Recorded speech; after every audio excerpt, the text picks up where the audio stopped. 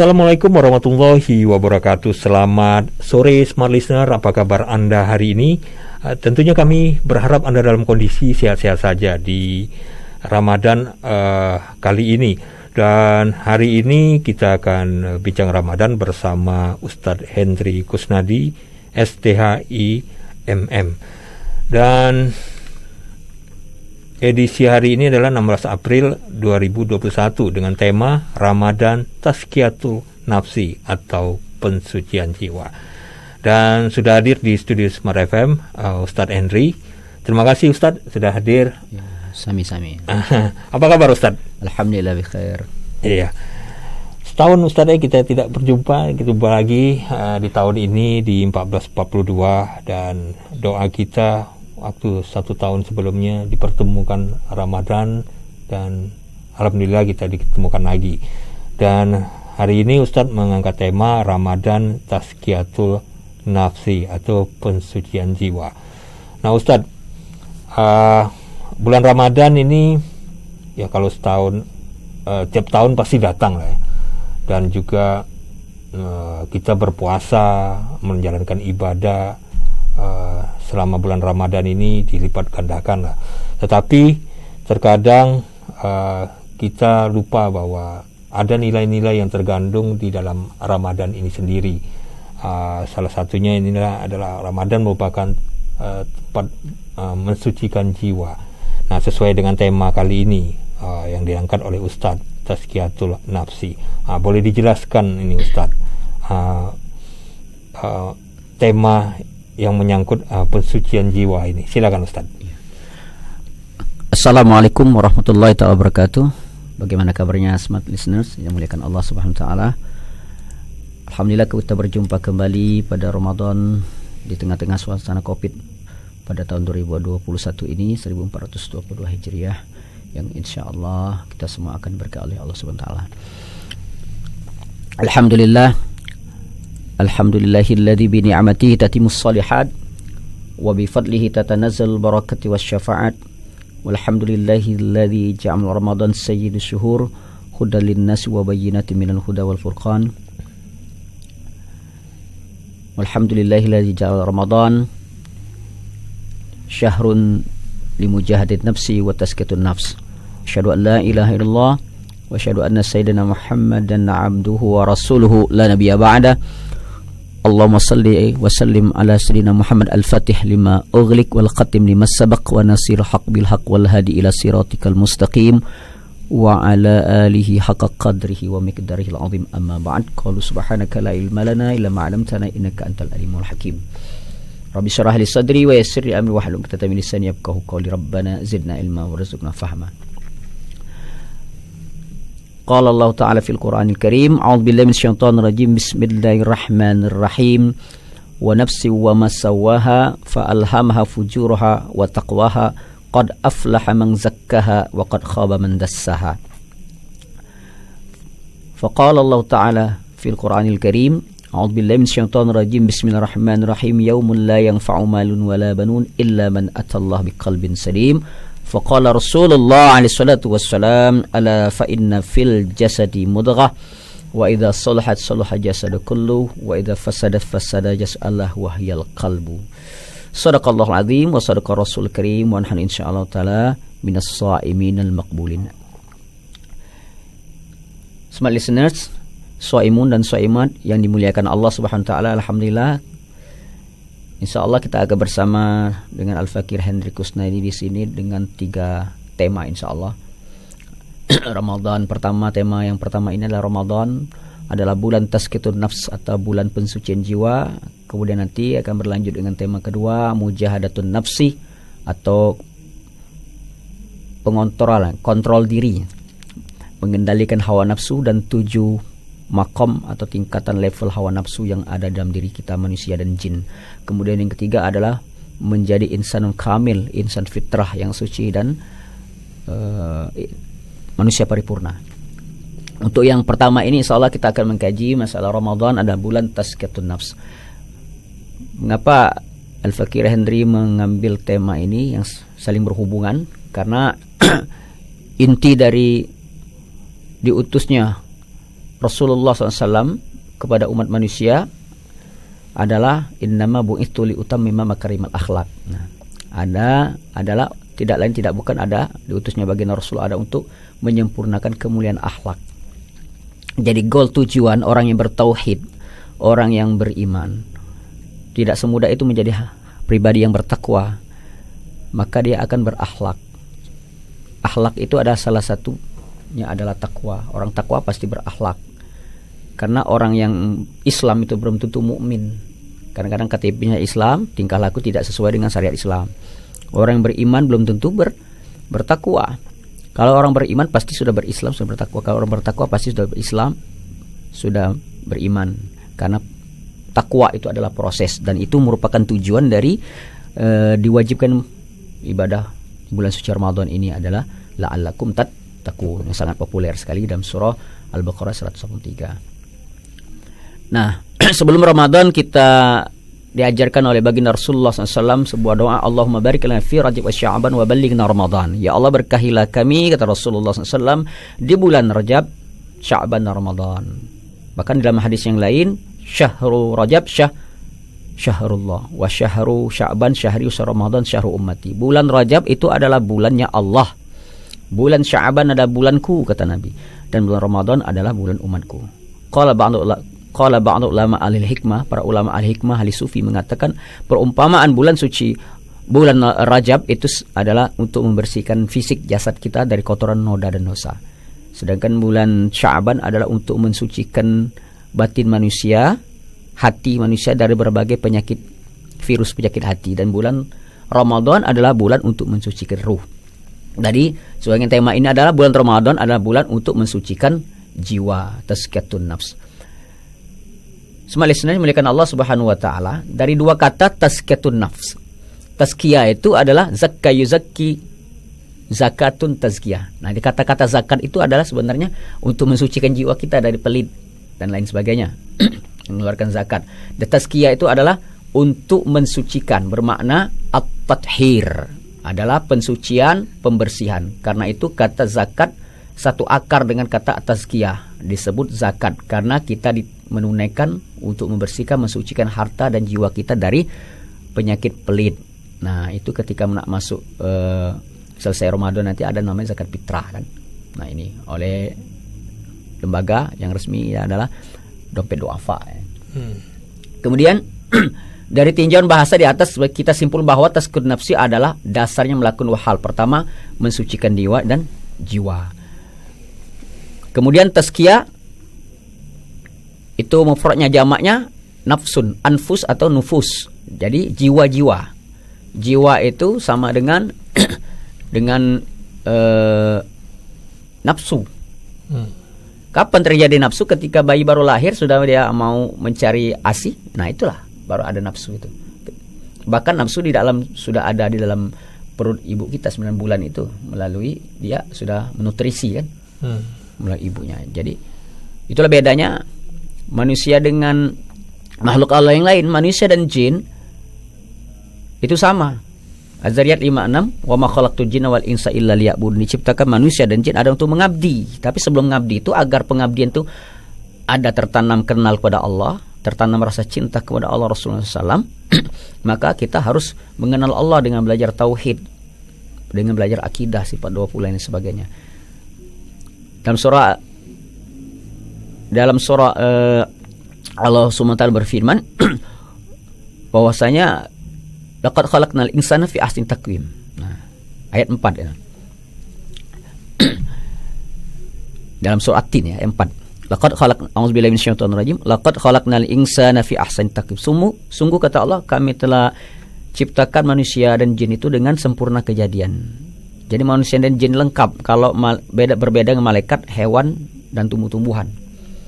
Dan seluruh makhluk ciptaan Allah itu ada Nur Muhammad di dalam dirinya. Nur Muhammad itu harus diaktifkan. Kalau dia mati sama saja nilai kita manusia ini seperti hewan. Nah, pensucian jiwa harus dibersihkan. Mengapa demikian? Sangat penting karena perumpamaan kita itu jangan kita seperti membersihkan mobil bodinya saja. Hanya di setim.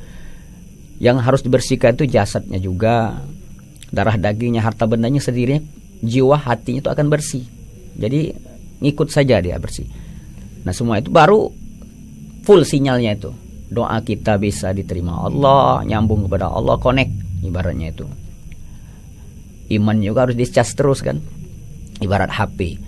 Pulsanya nak kenceng, sinyalnya harus kenceng juga. Jadi baru terasa kita betapa manisnya nikmat Islam, nikmat iman. Baru kita mengerti hakikat lezatnya zikir, khusyuknya sholat. Tidak semudah itu. Kalau teori, pelatihan-pelatihan sholat, khusyuk dan sebagainya hanya sebatas tips, kiat-kiat saja. Simpen aja dalam lemari buku. Itu teori semua. Termasuk ilmu tasawuf itu ilmu untuk membersihkan jiwa. Tetapi prakteknya belum tentu lulus dalam masalah praktek. Walaupun profesor doktor mengajar di universitas mata kuliah ilmu tasawuf, walaupun dia profesor doktor, karena praktek ikhlas, sabar tawakal itu dalam torekat.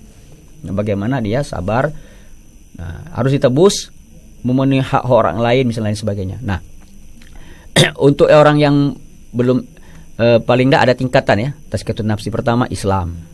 Nah, Islam itu apa namanya? Syariat, melaksanakan syariat, sholat dan sebagainya. Ya, silakan kita next ya. Ya. Selanjutnya adalah Islam. Sebenarnya iman, Islam, ihsan. Iman itu kan rukun iman yang 6. Masing-masing kita sudah belajar semua dari TK sampai ini. Nah, iman itu tauhid. Baru bisa tertanam rasa cinta kepada Allah, Rasulullah, cinta kepada Islam dan lain sebagainya, cinta kepada Quran dengan amal ibadah dan lain sebagainya. Itu kita harus mengenal dulu. Ibarat kita dengan perempuan cewek kan harus PDKT, begitu dengan Allah harus PDKT. Harus didekati dengan amal ibadah. Belajar tauhid, sifat 20, wujud, qidam, baqo dan seterusnya. Rukun iman yang 6. Itu namanya Islam, tauhid. Itu namanya apa? Tauhid. Iman. Kalau Islam itu syariat. Ya, fikih. Bahasan fikih.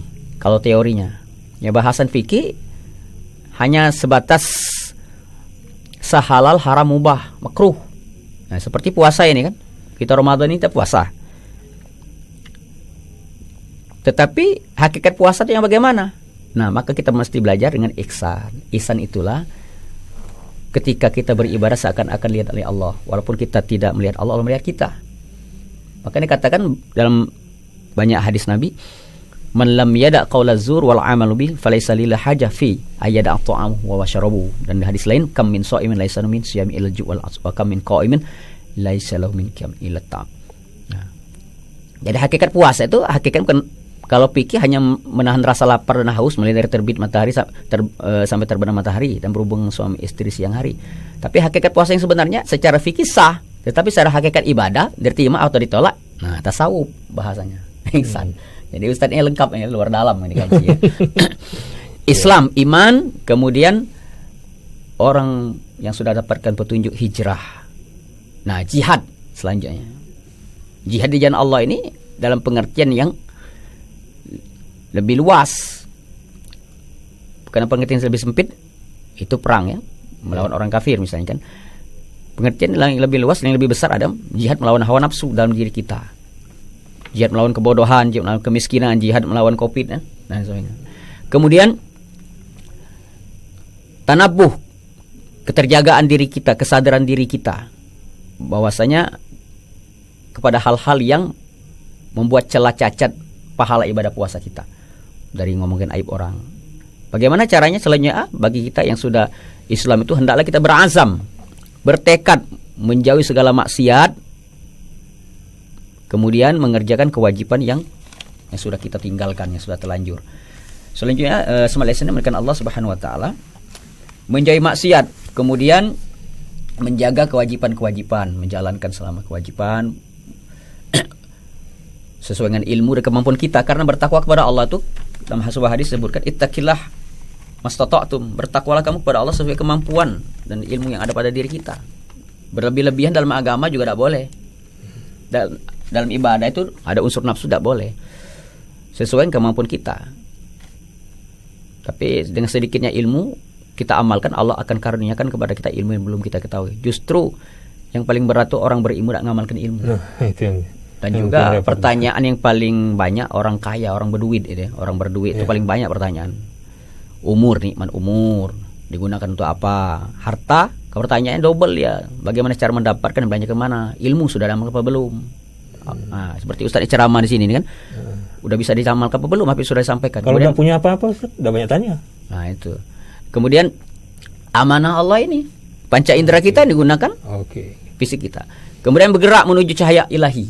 Nah, bagaimana bergerak di sini? Dalam artian apa? Bertaqarrub ilallah. Apa sih urgensi pentingnya kita membersihkan jiwa tersebut? Paling tidak ada dua. Salah satunya adalah kita melaksanakan tugas Rasulullah SAW kepada umatnya adalah untuk menyempurnakan akhlak. Kemudian, asbabul falah, menjadi sebab kemenangan kita nanti masuk surganya Allah, diterima amal ibadat. Kemudian seperti filosofi gelas kosong. Gelas kosong itu kan, kalau gelasnya bersih, yang masuk harus bersih juga. Kalau gelasnya walaupun kosong, kalau yang dari comberan, yang keluar banyak comberan. Ibaratnya wadah kolbu kita itu harus dicuci, dibersihkan dengan hal-hal yang bersih. Makanya Rasulullah bersabda dalam sebuah hadis, ala fa inna fil jasadi mudghah wa idza salahat salaha jasadu kullu wa idza fasadat fasada jasadu ala wahyal qalbu. Ketahuilah, kata Rasulullah SAW, bahwasanya di dalam diri manusia ada segumpal darah, daging. Apabila baik, daging darah itu jantung hati tersebut, maka akan baiklah selama perbuatannya. Apabila buruk, jelek, maka akan buruklah selama perbuatan. Itu namanya hati. Nah, jantung hati itu yang memompa darah kita. Bukan hati versi ilmu kedokteran liver, bukan itu. Hati yang bisa memahami, yang merasakan sedih, bahagia, tangis, itu. Nah, itulah kata Allah menyindir dalam Al-Qur'an kan. A'udzubillahi minasyaitonir rajim. Walaqad dara'na al-jahannam katsiran minal jinni wal ins. Lahum qulubun la yafqahuna biha wa lahum a'yunun la yubsiruna biha wa lahum adhanun la yasma'una biha ulaika kal an'ami bal hum adall ulaika humul ghafirun. Sungguh kata Allah, akan kami sesaki, kami penuhi neraka jahanam itu kebanyakan dari golongan jin dan manusia. Mengapa? Karena mereka diberikan nikmat hati yang bisa merasakan, bisa memahami, namun tidak digunakan untuk memahami ayat-ayat Allah. Kebesaran-kebesaran Allah dibentang 7 lapis langit dan bumi. Bahkan ayat Allah, tanda kebesaran Allah yang ada dalam diri kita. Diberikan penglihatan mata, namun tidak digunakan untuk melihat. Begitupun pendengaran, tidak digunakan untuk mendengar yang positif, petunjuk apa yang sudah Allah sampaikan dalam Al-Quran dan hadis, dan pada rasul-rasul, para utusan-utusan Allah. Mereka itu lebih sesat, kata Allah, seperti hewan ternak yang berkaki 4. Dan sesungguhnya mereka itu orang-orang yang lalai. Jadi inilah dengan, bagaimana caranya? Ibarat gelas tadi kan, harus dibersihkan, dicuci. Walaupun orang tidak sekolah, Rasulullah itu umi, buta huruf, tidak bisa baca tulis. Mengapa 30 juz Al-Quran, 6.666 muat di dada? Maka dalam belajar ilmu itu ada dua, ada ilmu kasbi, ada ilmu wahbi, ilmu laduni. Ada ilmu dari proses belajar, tapi ilmu itu bencananya lupa. Kalau kita lupa, misalnya ceramah pakai laptop baterai lowbat, udah lupa. Nah, kalau ilmu laduni, ilmu pemberian Allah, walaupun orang hanya tamat SD, kalau hatinya bersih, cermin hatinya bersih, nah, maka Allah beri. Makanya di dalam ilmu tasawuf, anak akan wakil mursyid takir aulia mendalami masalah ini. Jasad kita ini nur bumi, nur ardi. Bumi dari cahaya tanah, nur Adam jasad kita ini. Ada 4 unsur, air, api, udara, dan tanah. Bersatu dengan nur Muhammad yang ada di diri kita. Bersatu dengan nur Jamalullah, keindahan Allah. Ketiga-tiga itulah nur ala nur, cahaya di atas maha cahaya. Bertingkat-tingkat lagi. Nah, tidak mudah dijelaskan, hanya orang yang pernah mengalami, yang pernah merasakan, yang bisa melewatinya. Makanya Rasulullah, sebelum kita masuk orang Rajab ini kan, orang-orang banyak Isra Mi'raj, hanya mengupas kulitnya saja. Memang sih oleh Rasulullah tuh sholat dengan hijama bekam. Tapi mengapa dikatakan kata Rasulullah, as-sholatu mi'rajul mu'minin, sholat itu mi'raj orang beriman. Berarti kita nih bukan Nabi Rasul, umat beliau bisa juga mi'raj pada Rasulullah. Rasulullah ruh dengan jasad, keistimewaan khusus untuk beliau. Kita bisa, jiwa kita, ruh kita yang mi'raj. Tapi sebelum mi'raj itu apa? Salat khusyuk itu 2 kali peristiwa terjadi pembedahan kolbu. dibuang seluruh virus penyakit hati, diisi dengan iman, ilmu dan hikmah. Jadi ada prosesnya, tidak semudah itu. Nah, itulah namanya judul pertama kita ini, Tazkiyatun Nafsi. Bagaimana cara mencucinya? Gelas kosong tadi, kolbu kita tadi, agar muat nur Allah. Jeda dulu tapi Ustaz. Istighfar. Kita jeda dulu Ustaz. Dengan syahadat, dengan sholawat. Itulah solusi terakhir penutup. Dengan istighfar, banyak mohon ampun kepada Allah, banyak-banyak sholawat, dan perbaiki tauhid dan kalimat tauhid kita. Oke, tema Tazkiyatun Nafsi ini solusinya, ya sebelum kita masuk ke judul kedua nanti dan ketiga, langsung kesimpulan keseluruhan dari 3 tema dalam pengasuhan saya ini. Wadah kolbu kita itu, jiwa kita itu harus bersihkan. Karena manusia dan jin dengan hewan kemudian dengan malaikat beda. Kalau malaikat hanya memiliki akal, dan sebelum akal diciptakan, Nabi Adam diciptakan, itu prototipe, belum ada ruh. Wa nafakhtu fi ruhi, dari ruhnya Allah ditiup oleh malaikat Jibril. Itu pertama kali diciptakan Allah Nur Muhammad.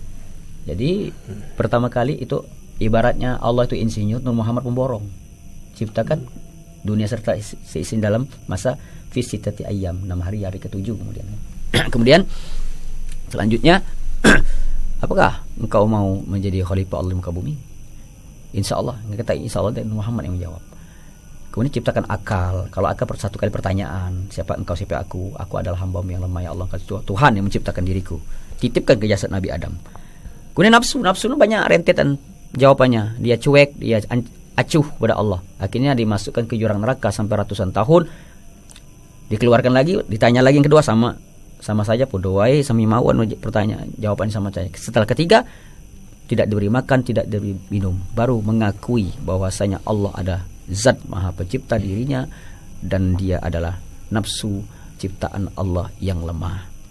Nah, makanya kata Rasulullah, salah satu metode orang ruqyah itu setan itu masuk melalui aliran darah. Rasulullah bersabda, "Inna syaitan yajri min ibni Adam majradam fadaiku." Sesungguhnya setan itu masuk melalui kolbu manusia, melalui aliran darah. Maka persempitlah jalannya itu dengan berpuasa, dengan berlapar dan haus.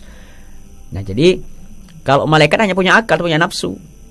Kalau hanya tugasnya tasbih, bertahmid sampai kiamat nanti, tasbih kiamat. Itu saja. Kalau manusia dan jin dibekali itu. Akal, nafsu, panca indera lengkap. Tetapi apa hikmahnya Allah menciptakan ada akal, ada nafsu, ada panca indera, kemudian ada hati, kolbu. Nah, inilah dengan nafsu ada keinginan ingin berperadaban. Dunia ini kalau tidak, manusia dan jin tidak punya hawa nafsu, tidak ada peradaban, tidak ada gedung tinggi, tidak ada sekolah, tidak ada masjid dan sebagainya. Akal yang menimbang baik buruk, tapi akal dengan bimbingan wahyu Allah, bukan akal. Banyak juga orang yang berakal mendewakan eksperimen Mu'tazilah, orang-orang liberal kan. Itu akan mendewakan akal, ujung-ujungnya sekuler dan ateis. Untuk dia tidak masuk akal, surga neraka nggak ada. Kemudian hati kolbu. Makanya kata Rasulullah, istafti kolbaka, minta fatwalah ke hatimu. Jadi yang memutuskan ibarat pengadilan, hakim terakhir itu adalah hati kita yang ngetok palu terakhir keputusan itu. Nah, itulah minta fatwalah kepada hatimu. Mungkin itulah solusi. Jadi bagaimana cara membersihkan hati tadi? Harus kita buang segala penyakit-penyakit hati tadi. Nafsu, kendaraan setan. Bagaimana? Karena hati manusia, kalau kiblat syariat itu Makkah Baitullah, qalbul mu'minin Baitullah. Hatinya orang beriman itu rumahnya Allah, kiblatnya Allah. Jadi hati manusia ini adalah taman ilahi.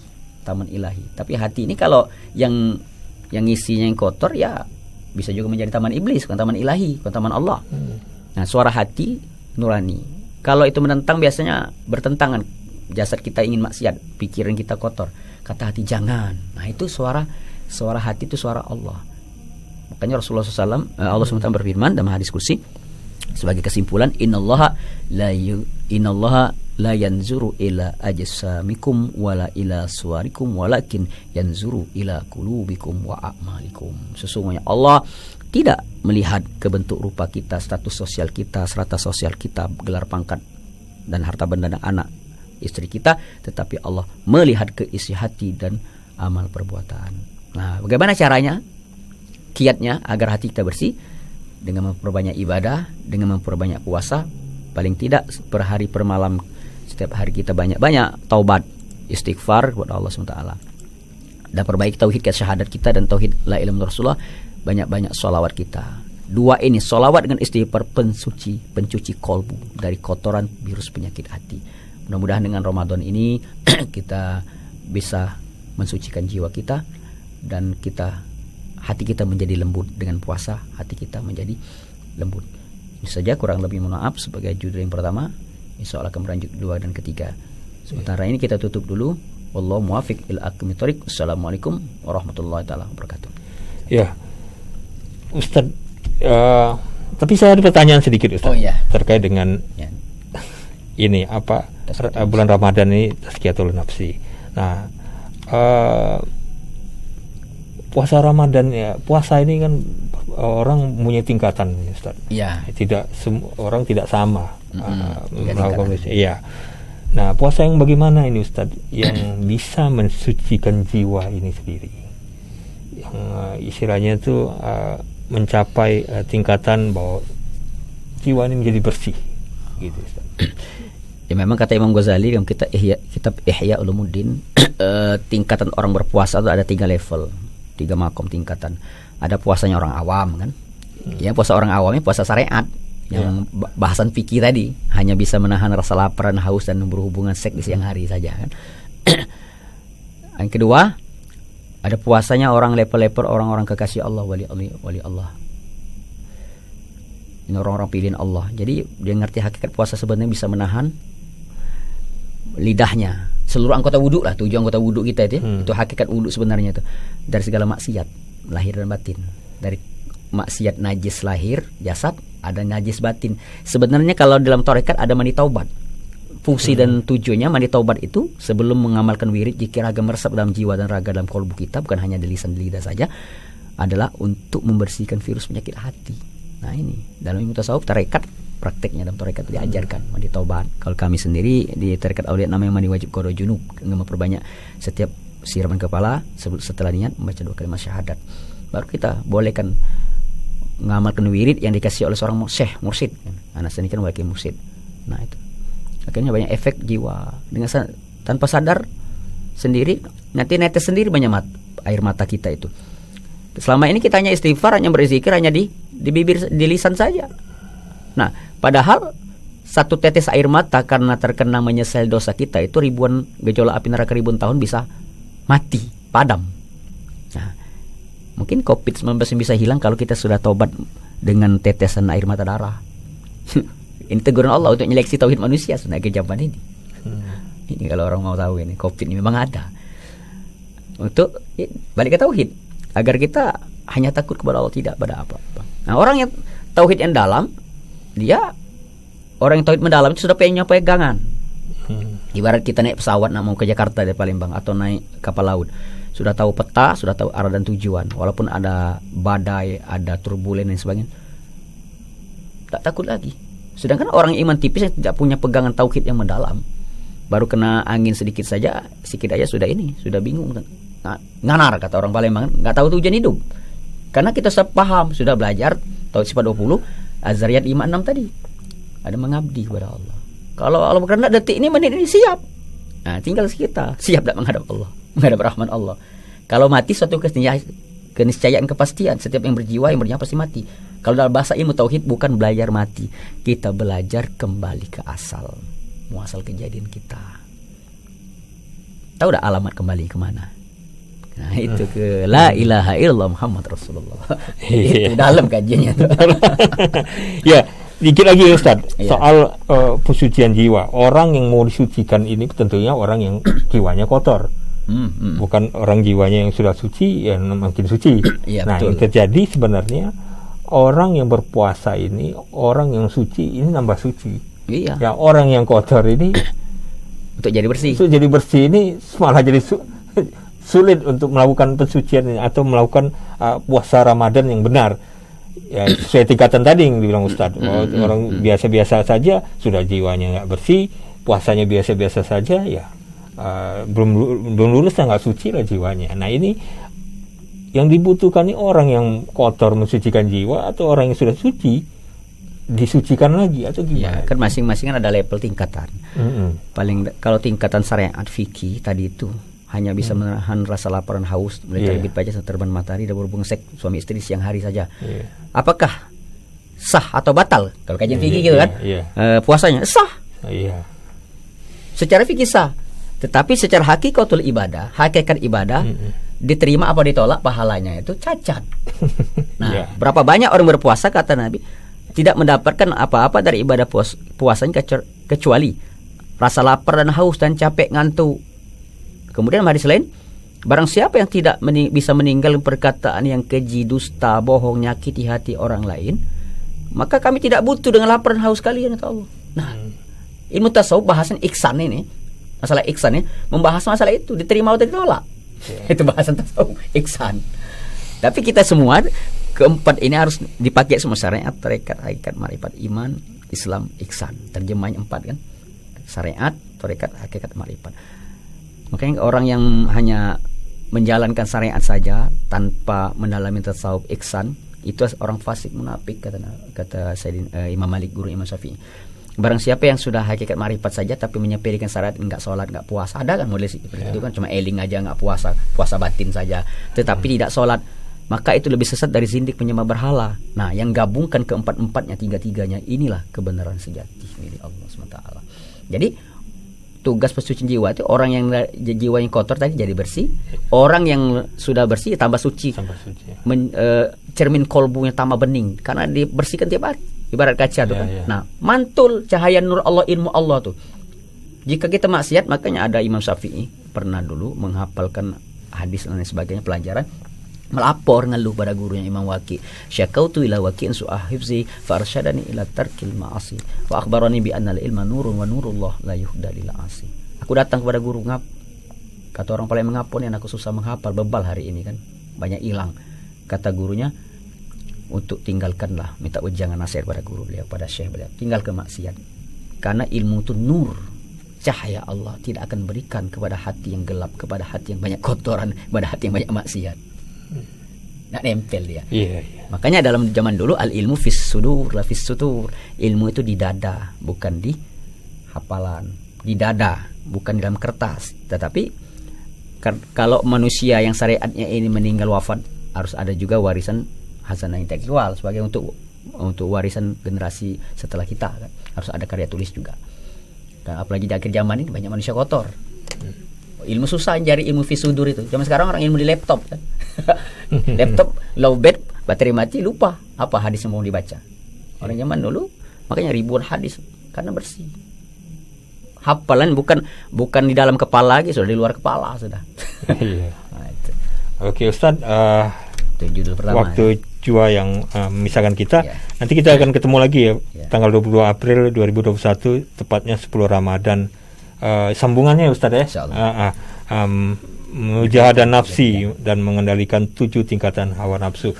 Ya, Malaysia, demikian bincang Ramadan kali ini bersama Ustaz Endri Kusnadi STHI MM dengan tema Ramadan Bulan Tazkiyatul Nafsi atau pensucian jiwa.